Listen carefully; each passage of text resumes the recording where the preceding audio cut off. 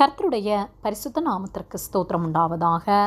கர்த்தராகிய இயேசு கிறிஸ்துவின் நாமத்தில் உங்களுக்கு கிருபையும் சமாதானமும் உண்டாவதாக.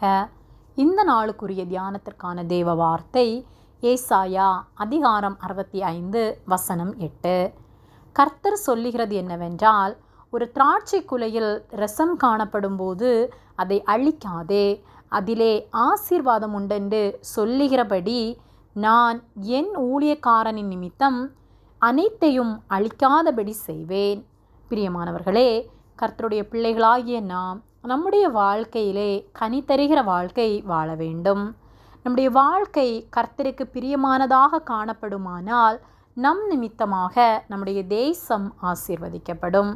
ஆகவே கர்த்தரை அறிந்து அவரை இரட்சகராக கொண்ட நாம் நம்முடைய வாழ்க்கை எப்படிப்பட்டதாய் இருக்கிறது என்பதை ஆராய்ந்து நம்மை சீர்படுத்த வேண்டும்.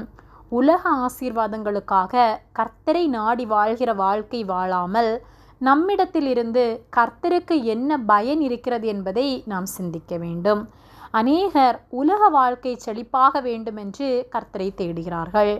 முதலாவது தேவனுடைய ராஜ்யத்தையும் அவருடைய நீதியையும் தேடுங்கள், அப்பொழுது இவைகளெல்லாம் உங்களுக்கு கூட கொடுக்கப்படும் என்று வேத வார்த்தை சொல்லுகிறது.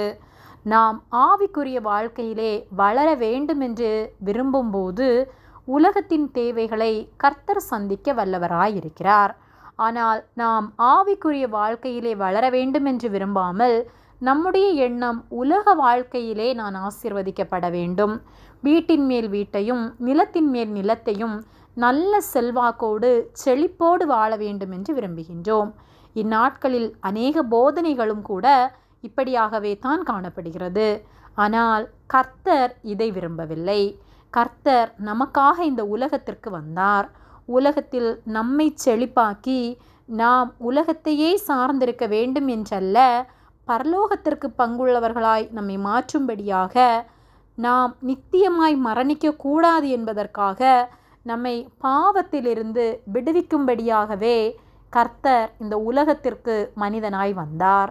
நம்முடைய பாவங்களை அவர் ஏற்றுக்கொண்டது நாம் நித்திய ஆக்கினை அடையக்கூடாது என்பதற்காக. நித்திய ஜீவனை நாம் பெற்றுக்கொள்ளும்படியாகவே அவர் தம்முடைய இரத்தத்தை நமக்காக சிந்தி தம்முடைய ஜீவனையே நமக்காக தந்தார். ஆகவே அவர் விரும்புகிறபடி நம்முடைய வாழ்க்கை காணப்படுகின்றதா, நம்முடைய வாழ்வு கனி நிறைந்ததாக காணப்படுகின்றதா என்பதை சிந்தித்து பார்க்க வேண்டும். ஏசாயா 65:8 கர்த்தர் சொல்லுகிறது என்னவென்றால், ஒரு திராட்சை குலையில் ரசம் காணப்படும் போது அதை அழிக்காதே, அதிலே ஆசீர்வாதம் உண்டென்று சொல்லுகிறபடி நான் என் ஊழியக்காரரின் நிமித்தம் அனைத்தையும் அழிக்காதபடி செய்வேன் என்று சொல்லப்பட்டுள்ளது. ஒரு செடி அல்லது மரம் அநேக கனிகளை கொடுக்குமானால் அந்த செடியை நாம் அழிக்க மாட்டோம்.